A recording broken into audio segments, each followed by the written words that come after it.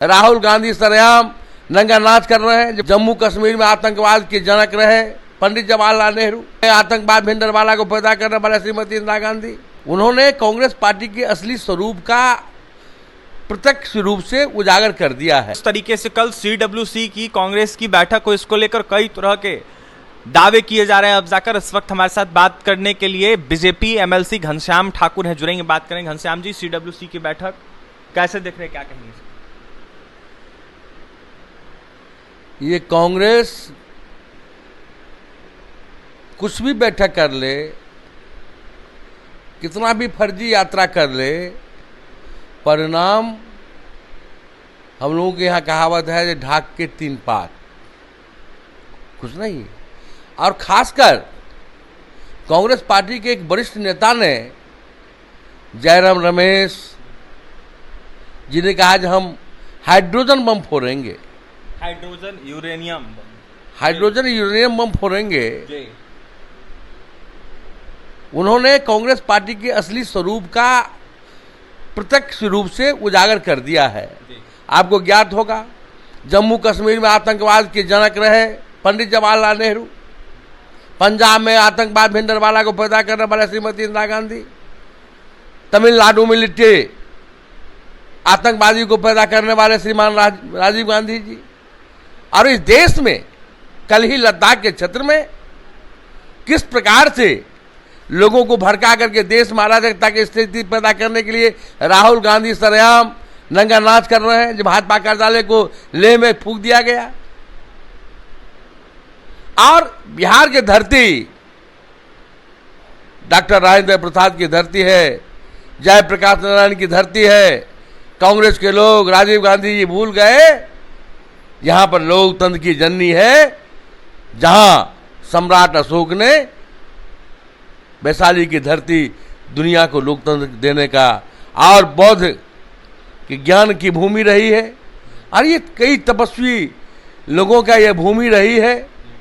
और यहाँ की धरती पर आकर उन्होंने जिस प्रकार से सच को बोलना कहा जाए, तो कांग्रेस के असली जयराम रमेश जी ने आतंकवादी पैदा करके देश को अराजक की स्थिति में ढोकते थे। अब कांग्रेस के लोग स्वयं आतंकवाद की भाषा, आतंकवाद के करतूतों पर लगे हुए हैं। उनका यही तो चेहरा है।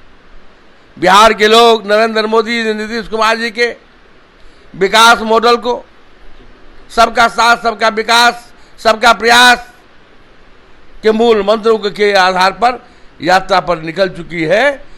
और इस बार का चुनाव परिणाम ऐतिहासिक होगा। 2010 में जो एनडीए का रिकॉर्ड रहा है, शायद वो रिकॉर्ड भी टूट जाएगा। रिकॉर्ड बड़ा दावा कर रहे हैं घनश्याम जी। अब देखिएगा, चेहरा एनडीए के नेताओं, कार्यकर्ता के चेहरा की आकृति से आपको नहीं लगता है? जिस प्रकार से जिला स्तर पर एनडीए का सफल सम्मेलन हमने किया है, हर विधानसभा में राष्ट्रीय जनतांत्रिक गठबंधन का विधानसभा में हमारा सम्मेलन हुआ है, सभी पांचों दल के लोग एक साथ एकजुट, हमारे 5 पांडवों का, कौरवों की संख्या तो करोड़ में थी, लेकिन पांडवों की संख्या मात्र 5 थी। इस धर्म युद्ध में, लोकतंत्र के युद्ध में, और नरेंद्र मोदी के नेतृत्व में आर्थिक आज़ादी की दिशा में जो पूज्य महात्मा गांधी का जो सपना था, जो आर्थिक रूप से सबल और सक्षम भारत हो और 21वीं सदी का भारत की सदी बनाने के लिए 2047 में विकसित भारत बनाने का संकल्प जो है वो बिहार से ही गुजरेगी, और आने वाले वो दिन दूर नहीं है।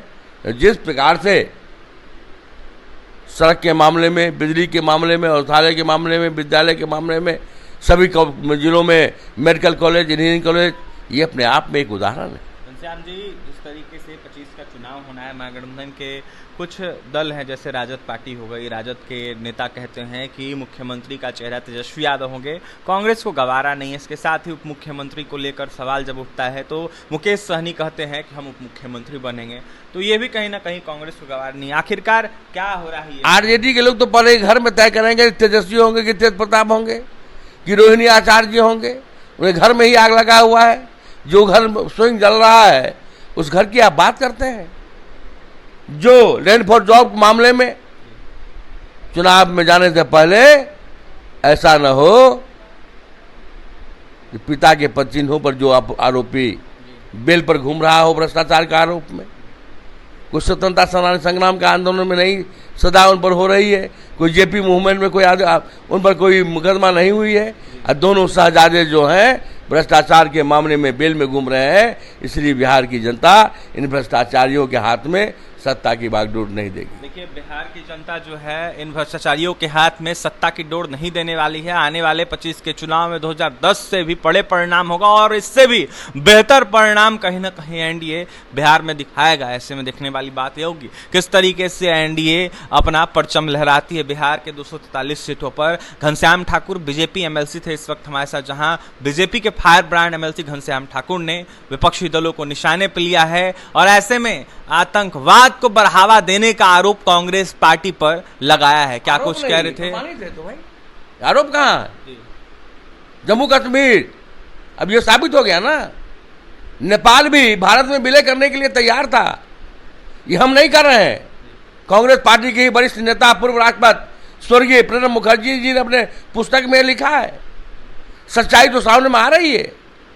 देखिए, आतंकवाद को बढ़ावा देती है कांग्रेस पार्टी। नेपाल से लेकर भिंडरवाला को किसने पैदा किया था? पंजाब को किसने जलाया था? जम्मू कश्मीर को किसने जलाया था?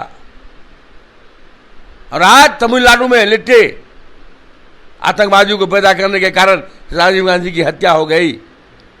जो आतंकवाद को पैदा करेगा, आतंकवादियों के साथ रहेगा, उनकी गति आतंकवाद क्या गैंग में क्या होता है?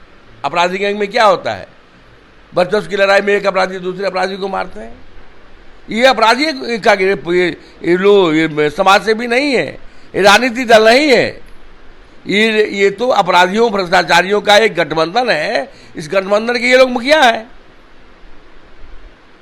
और अपराधी भ्रष्टाचारी और 21 वर्षों से सत्ता के सिंहासन पर 25 वर्षों पर सत्ता के सिंहासन पर रहने वाले नरेंद्र मोदी जी, 20 वर्षों से सत्ता सिंहासन पर रहने वाले आदरणीय नीतीश कुमार जी, कि किसी मंत्रिमंडल में किसी सदस्य के साथ भ्रष्टाचार का कोई आरोप है?